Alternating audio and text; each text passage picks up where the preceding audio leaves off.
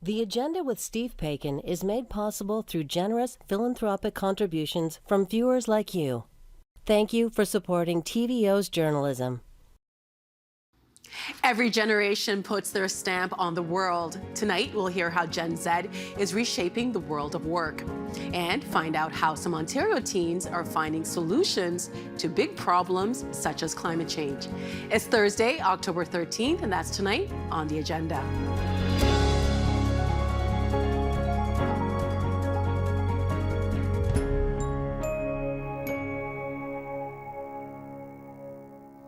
Suddenly, everyone's been talking about something called quiet quitting.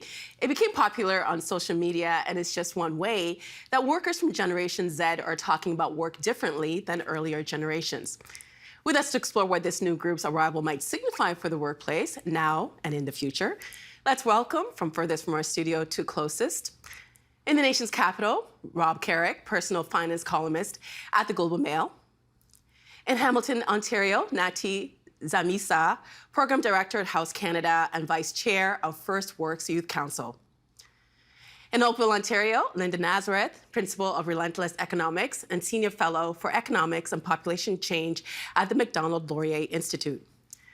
And in our studio, Scott Sheeman, Professor of Sociology and a Canada Research Chair in the Social Context of Health at the University of Toronto. Hi, everybody. Hi there. Welcome. So I guess we should probably start with, is it Generation Z or Generation Z? Scott, I'll start with you. Well, I'm American, so I say Z. I'm sorry. Okay, Linda, what about you? Generation Z or Generation Z? I really just think it depends where you are. I tend to say Z. Canadian. And Nati? Proud to say Z, yeah. And finally, Rob. Hard Z for me. Okay, I think we win. Sorry, Scott. But we'll go. I know we normally, like, it's very popular. It's been popularized as Generation Z, but Z. But we're in Canada, so we're going to go with Generation Z. So we're going to start the conversation by getting to know Generation Z. They were born between 1997 and 2012, and have the second fastest growing population of any generation in Canada. According to the 2021 census, Generation Z represents 17.6% of working age Canadians. They're more exposed to ethnocultural, religious, and gender diversity, and their values have been influenced by the interconnected technological world they grew up in. They are poised to become the most educated generation in Canadian history, just like millennials did before them. So we know a little bit about Generation Z. Rob and Linda, I want to start with you. You know, as baby boomers retire, Gen Zers are set to replace them in the job market. How do Generation Z's attitudes towards work differ from previous generations? Rob, I'll start with you. Well, I think they are dramatically less committed to their jobs and to their careers than baby boomers are. But we have to remember that Gen Z are young, and they are also entering the workforce in a time of great turmoil in the economy. So all these things mixed together, and it's somehow produced this attitude that I don't want to work 50-hour work weeks. I don't want to be all about my career. These are aspects of work that boomers took for granted, and they put it to good use. They've built great careers, and they have good incomes, and they've done well, and they're satisfied with that. Gen Z, not so much. And Linda? Yeah, it is really interesting. We talk about them being tech savvy, but I think it's easy to underestimate just how tech savvy they are. You know, they are doing videos on TikTok that are as sophisticated as ad agencies used to do. You know, they know they can do a lot of work without ever going to a conventional workplace. So they won't really be bought off by, you have to do this, you have to do that. They know it can be done a lot of different ways. Well, Nati, you've heard both Rob and Linda on their thoughts on Gen Z. Many younger adults have taken to declaring that they don't have dream jobs and that generation, unquote, Gen Z doesn't dream of labor. In the words of Kim Kardashian, why does anyone not want to work anymore? Nati. I wouldn't necessarily say that it's not that we don't want to work anymore, that we're not dreaming about labor, but we're dreaming about something different, and we're dreaming. Our dreams are conditioned by changes and transformations in the world of work and the kinds of technologies that are available. And we're more so really thinking about how can we become, this commodity, or how are we the entrepreneur that's selling that? Our parents were born in the wake of an economic crisis. There were mortgage rates at double digits. Their parents adjusted by taking on non-standard work. When we had the 2007-2009 economic crisis, our parents adjusted by taking on non-standard work. And so the norm is to take on non-standard work. And that's what it is for our generation. And, our technology, our societies are transforming around that. And that's just what we know. And so our work is going to be different. It's going to be non-standard. We don't think about work the same way. You don't think about the same way. I wanted to do a follow-up with you. Do you think that Gen Z is misunderstood? I think absolutely. I think Gen Z, we're the first generation that has always been able to be contacted. Our phones are always with us, and our work is increasingly being put on our phones, whether it's like our human resources management systems, our asset management systems. They're always with us, and we're the first generation where that is the norm, the only kind of relationship with work that we have, and we're always able to be engaged by our employers and chased down by work is always well. And we also learned with the pandemic that we can work anywhere and that we can do any work that we want to do anywhere, and that we're able to generate or at least command an income from a variety of income streams that aren't in the workplace, that aren't in the office, on a factory floor, in a mail delivery room. We can do it if we want to do it in an island in Tahiti. So it's different. Scott, you've been listening to those responses so far. Do younger generations have a more transactional relationship with work? Yeah, that's a good question. I mean, I think I feel like the pandemic has really introduced a lot of existential ambivalence. So there's a lot of contradictory kinds of statements about the way Gen Z feels about work and what they're committed to and what they're not committed to. My basic sense is, the kind of takeaway right now is that Gen Z isn't that different from other generations, especially millennials. There's a slight tick up in certain things that they demand, they want. There's a lot of conversation about how they're bolder, they're less likely to stick with something that they don't like and move on. But I think overall, my sense is that we put labels like Gen Z or millennial or Gen Z or X or baby boomers, that kind of thing. But in the end, people are human. And there are some cross-cutting factors that cross generations, like our drive for status, our interest in having a good life. And I think no matter what age you are, work provides anchor. Work provides a set of anchors and identity. And I think the pandemic shook that up. So I agree with the others. Mm-hmm. The pandemic shook that up. But I think ultimately that's what Gen Z will come back to. You said that there's not much difference between Gen Z and millennials. And I know I'm not a millennial. Yeah. I'm the greatest generation ever, Gen X. Hello. No one else ever gives us the credit that is due, so I will give it to my generation. Yeah. But I know for millennials, I don't know if you've seen all the videos on TikTok or on Instagram. There's this kind of like battle between those two generations and how millennials will just suck it up and do what they're expected to do. Gen Z might send a tweet or even text message saying, I'm going away for the weekend. Yeah. So you said that it's just everyone is people, but there are different ways to approach because of the society that we live in, right? I think, okay, so as a sociologist, I'm really interested in the sociology of hating work right now. It's since March 13th, Friday the 13th, 2020, I feel like every time I open my browser, I saw another story about work and how bad work is and how awful it is. I don't disagree that there are problems, but I think there are, some of these labels are somewhat arbitrary, right? Like they're, 25 and younger, but how different is a 25-year-old from a 28-year-old or a 29-year-old? But we have census. They ask you, services are provided based on your age group. For sure, but I think the question is about what do they value, what do they need, what do they prefer? And unless there's some kind of dramatic system shock, which was the pandemic for most people, I think that cuts across a lot of different groups. But I disagree with things like dramatic statements like they don't want to be in offices. For example, one story is they don't want to be in an office. The next story is they need to be in an office because they need mentoring and they need learning. So, my head spins with some of these studies. That being said, I don't disagree with the idea, though, that there's definitely a shift right now because of the pandemic. But I feel like that cuts across more work across the board for workers, somewhat differently depending on their age stage. But I think there are more commonalities than people want to see. Well, you brought up a question that I want to ask to Nati. That was about what does Gen Z value? Nati, what does your generation value? Does your work need to reflect your identity, values, and political opinions?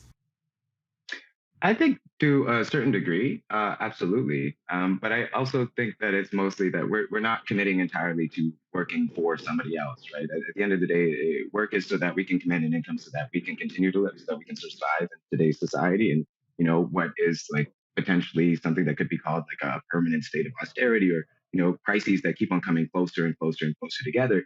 That again, we are seeing in real time, and that we're reacting to. And so we're just trying to find work or a way of earning an income that accommodates all of those things. And those things require flexibility. They require something that's adjustable or adaptable to the changes in society. And that's what we're demanding. Something that isn't static, something that can't be fixed like our previous generations had, something that is really, really unique. And we're constantly reinventing these things. And Rob, Scott mentioned with the different generations, I think some of these problems that were exposed during the pandemic have been around for a very long time. Like, how do you balance work with your home life? Can we work from home? And during the pandemic, we did find out, yeah, you can work from home. So Rob, would you say that Generation Z is developing, I guess, like a bad reputation for how they behave in the workplace? I think they are developing that reputation. Earned, I think not. But I got to tell you that every couple of years, a new generation emerges and society decides to look at all their faults. So the faults of Gen Z is that they don't want to work hard. I heard the same thing about millennials. They're flaky, they're too coddled. Now Gen Z is being badmouthed because they are not as committed as boomers are to their jobs, and they're not reliable employees. I think that's just the society's natural tendency to criticize young people and find some unique flaw in them. And I often think it's just a passing phase. These are young people. They're adapting in a time of great social turmoil, and I think they're gonna. I think that we flash ahead 10 years from now. A lot of them are going to be leading very conventional work lives. And Rob, Linda, I want to come to you next because Rob brought something up. We've been doing work the same way for so long, and we have to ask ourselves why. If it's not working, let's try something different. And something that I mentioned during my intro was quiet quitting. Now this became popular on social media. Linda, can you explain to us what is quiet quitting? Well, there's a couple of definitions of it now, but the one that seems to get in people's imagination is that you're going to work, you're doing what you need to do, but you're not going above and beyond. And to me, if that's happening in an organization, that's a problem of management. If you have somebody coming in, whether it's TVO or the Globe or anyone else, and they just want to do the absolute bare minimum, somebody hasn't gotten them excited about the larger purpose. Like, they only see something very narrow and they don't care about the bigger picture or the aim of the organization. So I think that's an issue right off the top. It may have become maybe a little bit overblown as a phenomenon. We know TikTok has really magnified this, and a couple of videos have gone viral, and it's caught the imagination. But it's not just younger people. I've seen older people tweet about this and talk about this and say, I've given enough, and I just want to do my work. And again, I think that's a problem overall. It means people are not engaged with their jobs, and a lot of organizations might want to think about why that is.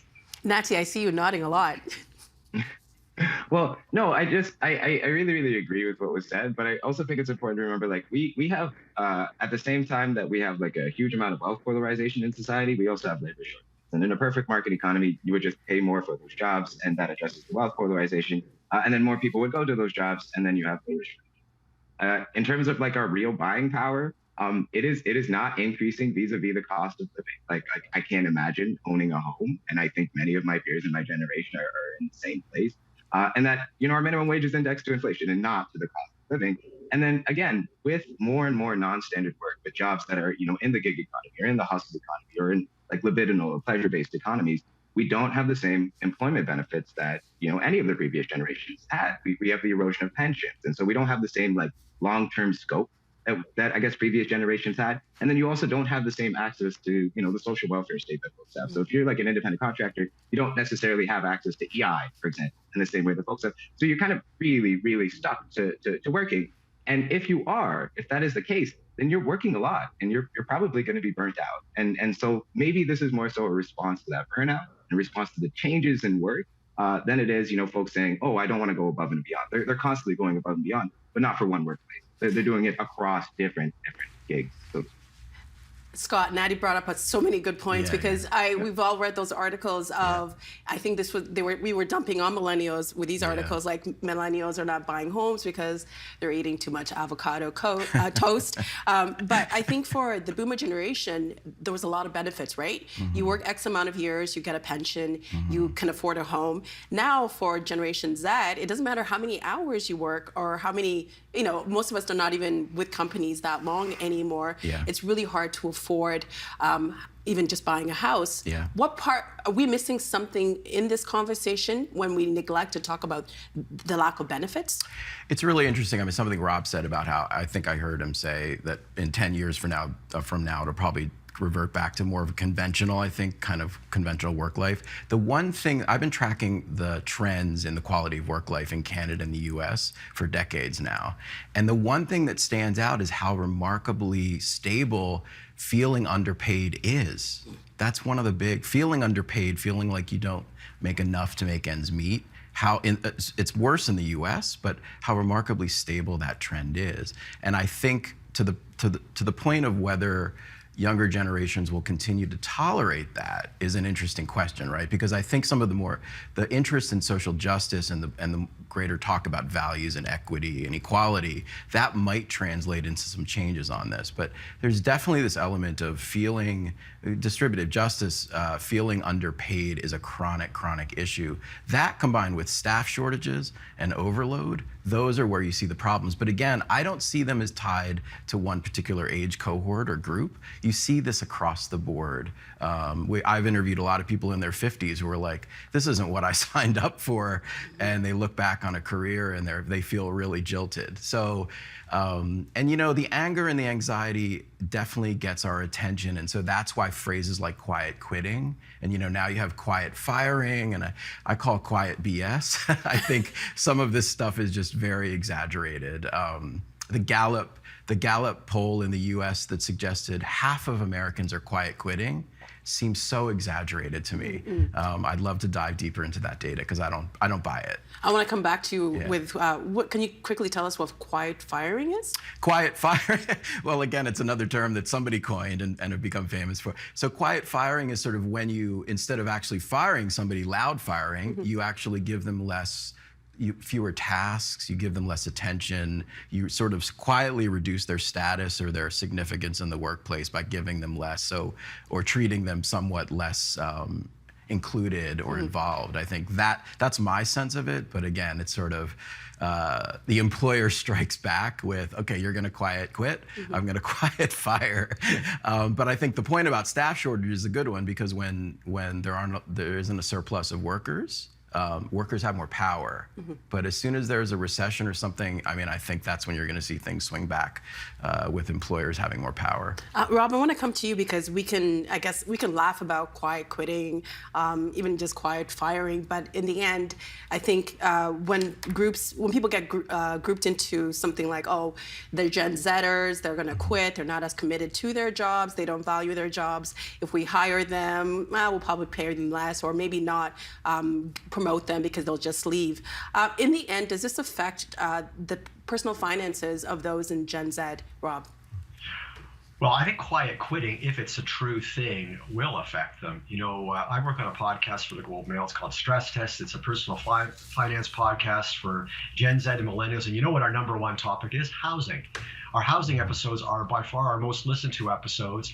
And the reason is that, while I know a lot of Gen Zers and millennials don't think they will own a house, they badly want to. And if they want to, they're going to need to excel in the workforce. They're going to need to find a path where they have a rising income. And I think that, this idea of sort of pulling back from the workforce isn't conducive to that. But on the other hand, I'll say that it's actually a very good time for young people in the workforce today. There's a very tight job market. They have way more leverage than millennials did. Millennials, after the 2008-09 financial crisis, were boxed into contract jobs. They were like going back to school. There has never been more leverage. So I think if you were to find a job that you were engaged with as a young person, now is the time to go out there, ask for benefits, ask for a good salary, ask for a signing bonus. There are things on the table that have not been and will not be once that recession that everyone's talking about hits. Natty, I saw you smiling. No, I'm really liking what I'm hearing, but I'm also understanding this is like, I wanted to go back to the question of quiet quitting because it's not a new phenomena. It's actually like a very, very old tactic, and it's just been like reframed in new terms. And, to the question of who's making up these terms, I also want to know. But like, if you think about what quiet quitting fundamentally is, it is like working down to the T of your employment contract in a way that is like lawful, right? Like you can't be fired for not doing that. And historically in more unionized settings, we just call that work to rule because you're working to the rules of your employment contract, and so you're performing like the actual functions that you're actually getting paid for.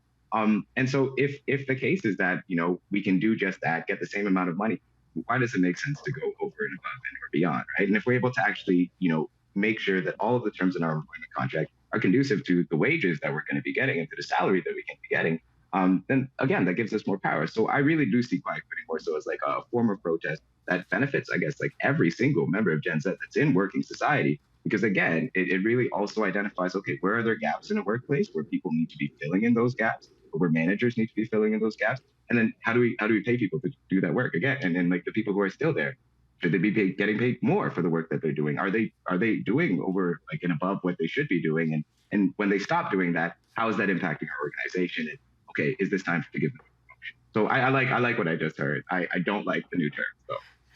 Linda, Natty called quiet quitting a form of protest, and I think in previous generations, there were people who didn't do, maybe they were kind of like slackers, but I don't know if those generations would go on TikTok or Instagram and then declare it, right? Even if it is a form of protest, we would just maybe clock out earlier than we're supposed to, right? Not that I ever did that, I'm just saying people have, right? But Linda, do you think that quiet quitters might get quiet fired? I absolutely do, and particularly if the economy goes down. I mean, some of this discussion is really interesting, but I don't know that it's economically feasible to do all the things that people would like to do and have this balance and decide when they're working and not working. I absolutely do think we should be looking at different kinds of work, remote work and gigs and contracts and everything else. But at the end of the day, people have to work a lot of hours to pay bills, particularly in the atmosphere we have right now. And it's the people who go above and beyond, not necessarily putting in a lot of hours, but certainly giving themselves to the job, being creative, trying to go a bit further, coming up with ideas, everyone else who are going to do better. And if there's a downturn, the people who are quietly quitting, however they define it, are not going to be the ones who stay the longest. I just want to say, I don't think any generation has the corner on being victimized. Honestly, I think there have been tough times for all of them.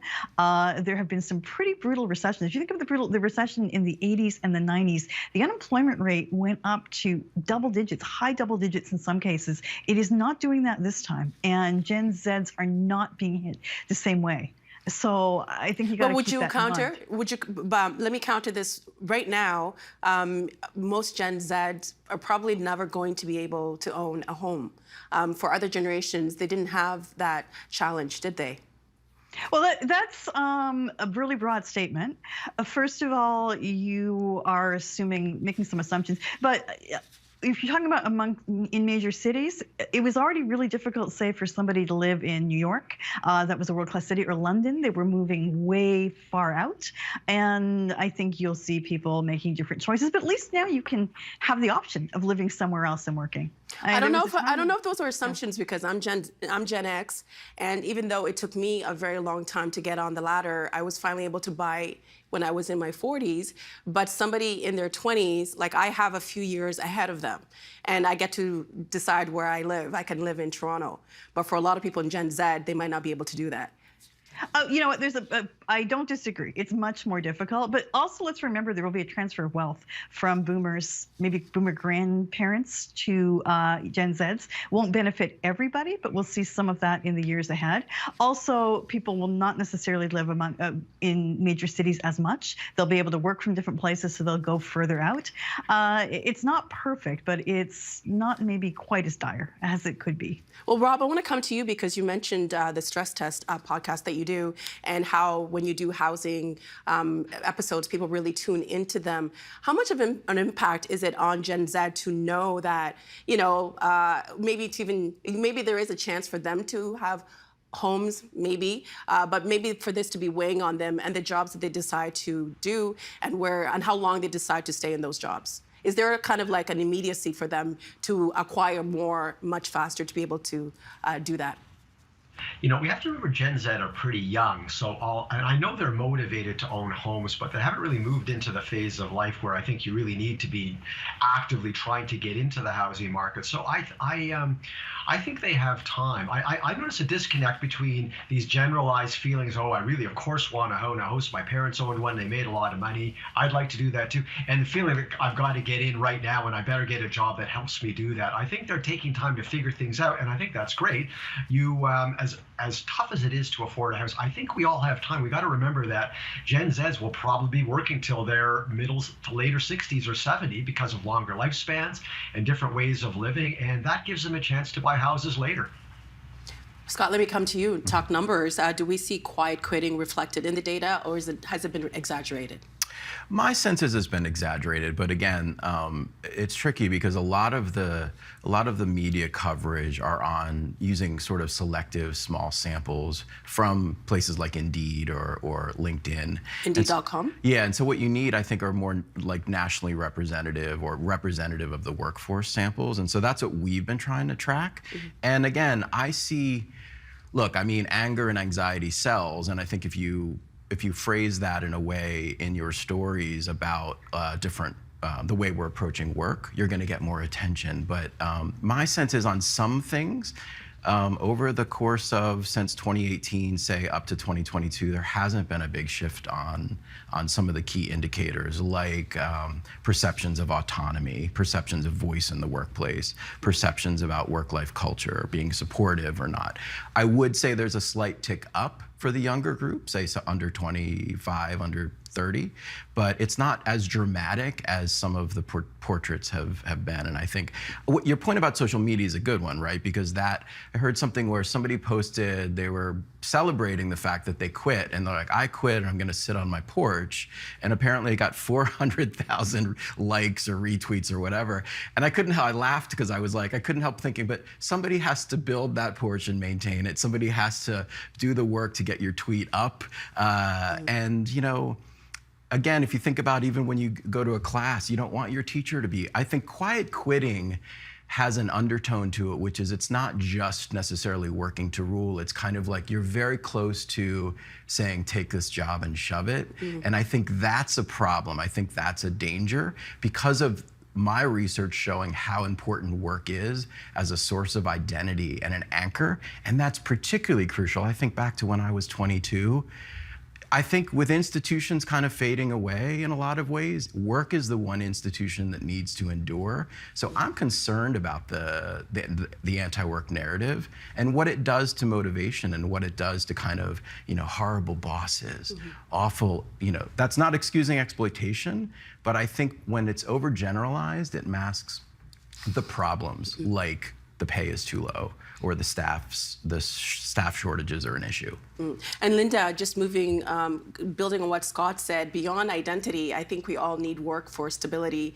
Inflation is going up. We're heading into a recession, and people are thinking about how they're going to make ends meet. Will a recession make Gen Z workers more committed to their work, do you think, Linda? I'm not sure how much the unemployment rate will go up, maybe 1 percentage point, 1.5. I'm not sure it's going to be enough to change attitudes. So that's part of it. I think what will really change as they get older. And I am not dismissing the real concerns younger workers have, but it tends to be that as you have kids, as you have a mortgage, as you have more responsibilities, you change your attitudes a little bit. And I think we'll see some of that. But the next generation may challenge them. That'd be Gen Alpha. Let's see what they want. Well, it's so interesting because I don't know if you heard that Beyonce had a new song, and one of the lyrics was, quit your job, I'm going to quit my job. And then people were quitting their jobs, and she's like, no, you can't quit your job. It's just a song. Now what? Now what, right? Like, how do you pay for your internet, right? To watch Beyonce. There's new research that's showing that a lot of the people that quit, that a lot of them regret it. So it's kind of like they get swept up in sort of, it's cool to quit, but there's still the reality of like, you need to work unless you're rich or parents are rich. Yeah, or bank of mom Exactly, and dad, right? Yeah. Natty, do you think that this attitude shift do you think this shift is being driven by changing values, or does Gen Z, are you experiencing a vastly different labor market than your parents did or your grandparents? I think we're experiencing a vastly different labor market than our parents or our grandparents. Again, like I'm talking about the transformations of technology. We also just like have the extension of work from what was like a very clean cut. Okay, you're working in this realm of production and you're producing something for somebody who's going to make money off of it, into this place, like the social aspects of life, right? Like this place where we're now trying to reproduce our capacity to even go back into that realm of production. It's called like the realm of social reproduction. And so like like an example of this is like previously, you have like a MySpace generation, I'll say like millennials for like the sake of sakes, where developers are the only ones who are making money. And with Gen Z, you now have like an influencer generation where developers, they get the largest piece of the pie, of course, but now you have users who are able to monetize certain aspects of the platform that they created, and they're able to make some money. And so when you see like, okay, this is the kind of relationship that I can have with my workplace, you also realize, okay, I don't have to work a 9 to 5, the standard 9 to 5, or the non-standard, 5 to 2. I don't need to be in those spaces. I can just be creative. I can bring something unique to society. I can market it. I can really try to do something that resonates with people, and that will help me command an income that I need to live. And I'm not saying it's necessarily like a living wage, but enough and pools of income that you can have to live. And again, most Gen Z folks, we're not getting paid a living wage because these are entry level jobs. I'm 25. I'm at the oldest tip of the Gen Z pool, where there are skills, qualification issues, whatever it might be. And the most accessible or available work is this non-standard or increasingly precarious work in the gig economy, in the hustle economy, in like the pleasure economy. So the reality is we're just going to do whatever we can to live, or potentially get more than we need to live, even if that means not getting a job, but just commanding income through these different avenues. Well, and in some cases you can do that before, you're legally of age, so you can work, which is again, another benefit. Well, what about dress codes? Because I recently read an article where a young woman wanted to wear her club wear to the office. Do you think that there should be a compromise in how Gen Z behaves in the workplace? I think that the normative relationship that we have with, for example, our dress codes are part of like a really potentially like antiquated realm of thought that is associated with work, right? Like if I'm able to produce, if I'm in a results-oriented workplace and I'm able to produce the results that my boss needs to see, why does it matter? Okay, I remember the things that I used to wear in the club. I'm just gonna like count. I remember the things that I used to wear in the club, and thankfully YouTube was not around. And those things would not be appropriate to wear to work. Do you think that there's a line that shouldn't be crossed? I think there could be a line that should be crossed. Like I'm not the one to define this, but I also think we really live in a society where like, this notion of like quote unquote like sex sells is like ultimately so much more real. Like think about, things like OnlyFans. There are people who that is their sole source of income, and they are making significantly more than the living wage, right? And so if that's the fact, like if I go to the office and me going to the office shirtless helps me get more clients and helps your end bottom line for a business, what is the issue, right? If it actually creates problems, though, that is an issue. Address it and set those standards in your workplace, because that's the issue. And so like it shouldn't be like a universal, okay, this is what is expected. And I think that's what Gen Z is asking. It's like no universal, okay, one logic fits all, one 9 to 5 should be for everything, or if you can't do that, work in like short-term contract. It needs to be unique, and it needs to work, and it needs to generate money. And if we're able to bring that uniqueness and like as an individual, I can do that. Give me more money, and I will be happy to stay there. Linda, I'm going to give you the last 30 seconds. We know that there's lots of things in the workplace that maybe should change, that are antiquated, like Natty said. But how should organizations address the fact that some younger workers aren't as engaged as they could be? I think this is really a watershed moment. We went through the pandemic. People are questioning everything, younger workers particularly, but really everyone. So I think everything should be on the table. Everything should be discussed, and this is the time to give everyone a sense of purpose. Remind them why they're there, remind them why they should work for you, and hopefully get better results, particularly with Gen Z, who could give a whole lot if you can engage them. Thank you so much, everybody. Really enjoyed this conversation and lots of great insights. Appreciate your time. Thank you. Glad to do it.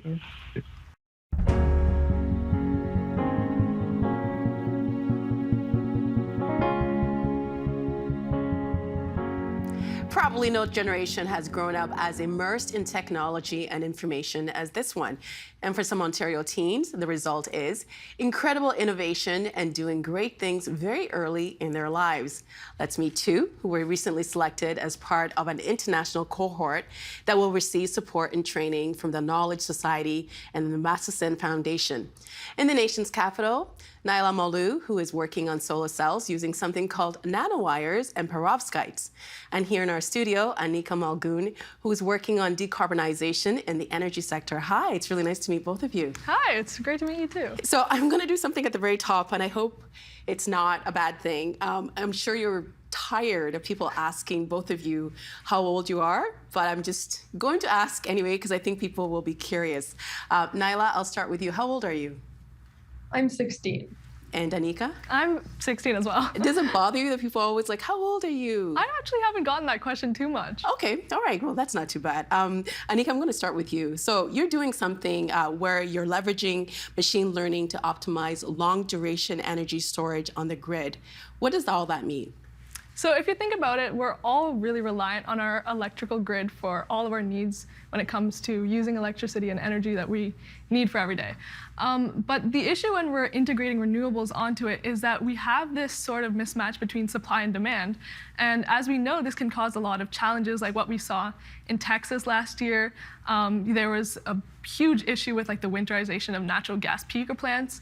So renewables could actually help us fill in these gaps, but only if we have energy storage to sort of fill in the need, especially when we have solar shining at one point of the day when most people aren't using much energy and the demand really surges at night. We need technologies that could help us store energy for over 4 hours, which is the sort of limitation we have right now with lithium ion. So my research has been focusing on a redox flow battery. So yeah. Well, where did that, I guess, that interest come from? I looked at what was being done with battery research because material science really interests me, and paper after paper was mentioning lithium ion, and I knew that was kind of the only battery I know of without even looking at research. So that made me curious about what are the limitations of lithium ion, and then that kind of drew me to grid scale battery storage, which requires us to store energy for longer, and then that led me to explore flow batteries. Well, you mentioned Texas, and we all remember what happened in Texas. They had the snowstorm and all the challenges that the people were experiencing there. How can the energy sector in Ontario benefit from the work you're doing, Anika? So if we look at sort of like a case study in 2016, what happened was about 7.6 terawatt hours of clean electricity was wasted. So that goes to show how much value we're losing by not having energy storage to provide us with backup power for cases like, if we had a winter storm, we could have energy for at least a few hours from any source, whether it be renewable or not. So that could really fill in those gaps as well. And on the other side, we want to keep making our energy sector more sustainable. And I think Ontario is doing a really great job of that. But that's one part of the equation, integrating the renewables. But we can't see as much growth, and there's sort of a threshold that renewables can reach. And until that happens, we're still left with the other side of the equation, which is the storage aspect. You can never be over-prepared, right? Yes, absolutely. Naila, I want to come to you. One of the projects you're working on is developing transparent and flexible solar panels. What are the real-world applications of that technology? Yeah, so kind of what I was envisioning with this project was increasing the accessibility of solar panels. And so today you pretty much think of solar panels and you think of them being clunky on roofs, and that's pretty much it. But I started thinking about, what if you could place a solar panel on any surface? And that's where this idea for something transparent and flexible arose. And so kind of my aim here, I'm still working on basic proof of concepts right now, but after I get something with a desired efficiency, then I'll start focusing on specific applications, like having solar cells on a window or a car screen or a phone screen. This phone screen idea is especially interesting to me because if you could have the sun charging your phone, that would be pretty cool. And so those are a few applications of that idea. Well, real world application, you don't have to worry about where's my charger, right? Exactly. Nice. Well, Naila, you and Anika are both, you both participated in the Knowledge Society's Global Innovation Program. What is the Knowledge Society? So the Knowledge Society is basically a student accelerator with a specific focus on exponential technologies. So it's kind of like a 2-year program. Anika and I did both years, I think. And it really kind of teaches you how to take exponential technologies and apply them to real world problems. So before I joined the Knowledge Society, I did have a big interest in renewable energies and the environment. And I knew it was something down the line that I hopefully was going to pursue, but I wasn't really doing anything about it. And then when I joined the Knowledge Society when I was in grade 9, that's when I started being told, if you have an interest, start building now. Start working on projects now. There's nothing stopping you. You have a lot of time, and there's not really any constraints there. And so I started working on solar panels and looking at the intersection between nanotech and solar energy and noticing more and more problems in the real world and thinking about how you could apply exponential technologies to these problems. And so I think that's really at the basis of TVS. Well, the world seems to be experiencing a lot of challenges right now, and we're always looking for solutions. Anika, your research is only going to become more important as the world experiences climate change more intensely. Younger generations, like you all, will bear the brunt of those climate stressors. Do you feel any added pressure around that? I would say that's not something I think about too much because I think we're sort of all in this together. Like whoever's on the planet right now, like we're aware of it. And even, you don't really need to look at the aspect of, whether or not one generation should be doing more than the other. Because after all, like all generations are in different sectors and you need to interact with everyone. And I think that's why it's so important to remember that even though we are younger, we can have the interface with older generations because without that, we can't really forge any new solutions. So it's kind of merging the present and what's already existing. So I don't think there's much pressure so much as there is sort of a motivation to go out into the world and see why are the problems existing, and then understanding from people that have been working in it for so many years and making use of that. So maybe like collaborating on finding solutions. Yeah, for sure. Nyla, I want to ask you that question. Do you feel any added pressure to find solutions to these problems? I think now more than ever, there are so many problems that need to be addressed. And a lot of the time from older generations, you're hearing, like the future generations, these are the problems that they're going to have to solve. And so I feel like maybe there is a little bit of pressure and weight on your shoulders that there are so many problems existing in the world that haven't been solved.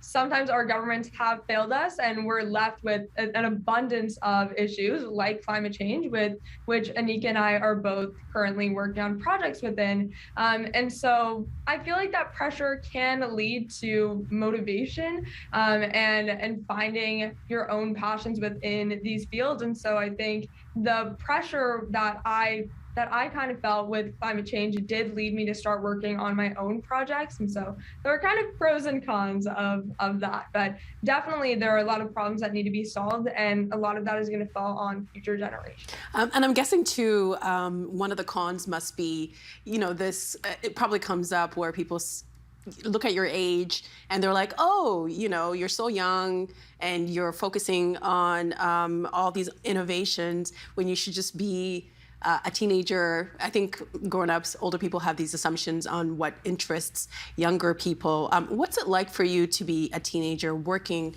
on groundbreaking innovations? I'll start with you, Nyla. Yeah, I think definitely sometimes I do hear, go and do teenage things, but I think it's definitely possible to be doing these kinds of things outside of school and still absolutely do other things and activities as well. So I find that I can still, go to school and play sports and work on my research. And it's kind of a really fun balance because I'm working on what I'm passionate about outside of school. So it doesn't always necessarily even feel like work. Like if I get to go and work in a lab a few times a week, that is technically extra work, but it is a lot of fun and I'm really interested in it. And so it is a nice way to spend my time. And I think also there is so much support that I have received, which I'm really lucky for. So for example, in TKS, this is really what you're pushed to do, following your curiosity. And so I've gotten a lot of great mentors and I met a lot of great friends through programs like TCAS, and through that has come a lot of support. And Anika? Yeah, I would actually say the same, especially in a problem like working within climate tech. I think there's already a lot of support and encouragement because everyone wants to see the problem solved. So I don't think your age is something that people necessarily consider or even think twice about, because I think with the access to information we have, just with the internet, I mean, obviously our generation has grown up surrounded by, you know, at the click of a button, you can see so many things. And obviously there's pros and cons to that, but I think the upside is just you are aware of so much, and being able to network so easily with LinkedIn, and now more so with like communities and sort of programs like the Knowledge Society, they train you to just, you know, you don't think of yourself as any different than everyone. Like, you know, we're all humans. And I think that sort of mindset going into working with other people, learning from them, is really valuable to just say that, you know, it's an equal playing field when you're out there, because after all, everyone, wants to have the same mission almost. Well, Nyla mentioned following your curiosity. So what drives your curiosity? I think just the number of new things that you learn after focusing on a problem, because I think once you first define a problem, like, you know, we know energy is a huge sector that emits a lot of greenhouse gases, but what are the underlying problems? And so that is one starting point, but it excites me so much how every day your definition of the problem and your understanding of the solutions, technologies, scientific advances, all that can just keep compounding one after the other. And it's really baffling how much there is to learn. And I think that just drives my curiosity. Like, the amount that you can do with the knowledge that you have available to you and that you can forge with like new experiences is really limitless, and I think that's awesome. And I feel the joy from you, because the whole time that you're talking, you're smiling, you're full of joy. And so, Nyla, I want to ask you the same question. What drives your curiosity? I actually would say a very similar thing. I think it's just learning and also seeing your own progress. And nowadays, like, you can literally learn anything. There are so many resources available. And so if you want to learn about something like artificial intelligence, you can learn about artificial intelligence, and you can learn a lot about it. And so the unknown is kind of what drives me, and knowing that there is so much more out there that I still want to learn. And there's so much more out there that I can learn because of the amount of resources and people available to me. And so that's what keeps me, you know, learning. Well, you know, when we learn and all the things that you're doing with innovation, I'm guessing too, there are moments when you do experience failure, when something doesn't work out the way you want it to work out. So how do you cope with that? Nyla, I want to start with you. Oh yeah, failure has definitely been an absolute constant over the past few years for me, especially because I've been working in 2 labs on my projects. And when you do scientific research and when you do lab work, I've never faced a more colossal amount of failure so consistently. You know, I went into the lab at Carleton University last October. And I was like, okay, I need to do this starch extraction with my duckweed, because another project I'm working on is a bioplastic from duckweed as well as a solar panel. And I thought it would take me a few weeks. And it ended up taking me like 6 to 8 months because of just the amount of failure that you face. And also the fact that, you know, if you just do something once, there's always a way to better optimize it. And there's so much trial and error involved with science. And so that was something that I kind of struggled with because I'd never faced so much failure before. And I definitely had to develop a little bit of resilience because, you know, the first time something goes wrong, you can't just give up immediately. You have to keep going, even if it takes months, even if it takes years. And I think what helps me cope with that is the fact that I am really interested in the projects that I'm working on, and I love working on my projects. So if you're doing something that you don't enjoy and then you're failing at it, it's really hard to find a reason to keep going. But if you have a project and you're kind of like in love with the problem, you're in love with the product, which will come after this journey of ups and downs, then I think it's a little bit easier to keep going and get past those failures. And I found that is definitely the case with me because my projects have definitely not been as smooth sailing as I would have initially expected them to be. Well, as an older person, some advice from an older person, one of the things that I've learned as I've gotten older is that failure is information, because you learn something new and you pivot, right? So Anika, how have you coped with failure? That's kind of the message I was going to go with right there, because I think, just as Nyla said, like working in a very highly technical and scientific project space, like trying to apply machine learning to learn new things about materials, which are inherently really complex, you develop a sense where you can sort of treat each failure like a lesson. And I think you get better at understanding like what is failure, and most of the times it is useful, and it kind of helps your like emotional ability and resilience, as Nyla said, but also lets you know like if you're not failing, then something's probably going wrong, because problems exist because they're so difficult to solve. And every time you fail, you understand something new about what you're doing. So I think it's just been a good and productive experience, even though sometimes failing feels like, you know, I'm not getting anywhere, but actually sometimes you get further by failing than you do by just, you know, streaming through whatever you're going. Yeah, it's information, right? Exactly. And I think coming from an older generation, there's something that we hear a lot, and I don't know if it's an assumption or if this is actually true, so I'm gonna ask both of you, but there's a common narrative that we hear is that Gen Z and younger groups feel let down by older generations who had the opportunity to solve some of the world's biggest problems, especially when it comes to global warming, but didn't. How do you feel about that? Nyla, I'll start with you.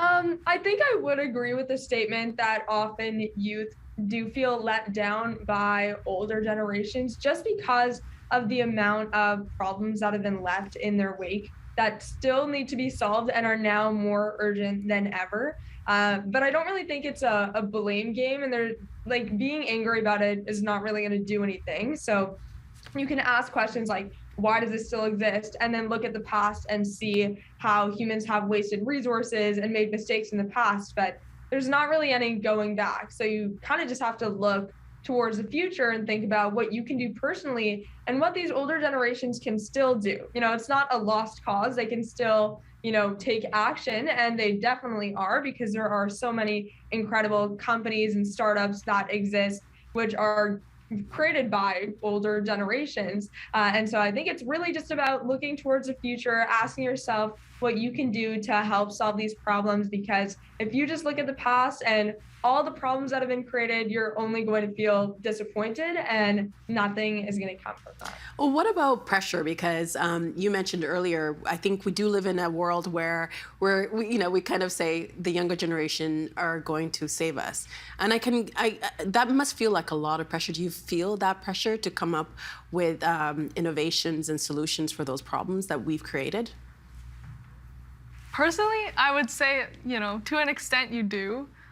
But I think the thing about having this pressure is that you have to make it something valuable. Like, you know, as she said, like getting angry and placing blame, like these aren't really useful things, and they're mostly just full of negativity. So I think there is a certain degree of feeling like, you know, if I'm not gonna do it, then who else is? But I think that's also exciting because you realize that there are people solving. I think once you understand a problem and your understanding of it keeps going forward, then you realize that it's a lot more nuanced and complicated than you think. And you realize there are different, you know, whether it be research institutions or solutions within government, whatever, et cetera, that are going towards a bigger problem. And then you understand that what's left for you as Gen Z or whatever to do is to actually bring those to sort of being useful and maybe filling some gaps that you notice. So it's not fully on your shoulders, but really to make use of what you already see out there. And when you think about the future and what you're going to do when you finish school and you finish university, Nyla, do you think that your generation is hesitating to enter the trades? Right. I mean, I don't necessarily think so. I mean, if you look at something like mechanics, it is increasingly complex, but all of these, you know, areas are crucial to solving problems. And I think by being in a program like the Knowledge Society, you see just how much diversity there is in interests. And honestly, being in TCAS gave me a lot of hope because you are constantly surrounded by such talented people who are working towards their ambitions, and they're all so different. And so I think, you know, in the future, we're going to see a bunch of people making impact across like a large variety of industries. And Anika, can anything be innovative anymore? I think that is an interesting question. Definitely could be at like a game night somewhere and get a bunch of researchers arguing. But I think everything's sort of rooted in some past innovation, or I mean, even if it wasn't called innovation back then, like you don't just come up with scientific principles, you don't just come up with new, sort of foundations. And while the definitions of what foundations we have in different subjects like physics, chemistry, they also do evolve over time once we make new breakthroughs, everything builds on to our previous understanding. However, I do think that my definition of innovation when it comes to actually making something new is it providing like value in some way to society and solving problems? And that might just be me, but I think there is innovation. We see it all around us, and the definition might change in different people's heads, but it is what it is. And Nyla, I'll give you 30 seconds to answer that. Can anything be innovative anymore? Yeah, I definitely think so. And honestly, by doing scientific research, you see the large amount of innovation that does exist across so many different industries. There are so many groundbreaking solutions out there that are either making an impact now or are going to make an impact. So definitely innovation is still out there. It was so fun talking to you both. I learned so much, and I'm so excited to see where your futures go. Thank you so much for being on the program. We really appreciate your time, both of you. Thank you. That is the agenda for Thursday, October 13th, 2022. It's less than 2 weeks until the municipal elections in Ontario. Tomorrow, we'll get some advice about what to ask candidates in your area about transit and housing. I'm Nam Kiwanuka. Thanks for watching TVO, for joining us online at TVO.org, and we'll see you tomorrow. The Agenda with Steve Paikin is made possible through generous philanthropic contributions from viewers like you. Thank you for supporting TVO's journalism. TVO.org has a new look online. For the latest Ontario current affairs from our digital team, from The Agenda, of course, and for all of our podcast documentaries and programs, check out the slick website at TVO.org.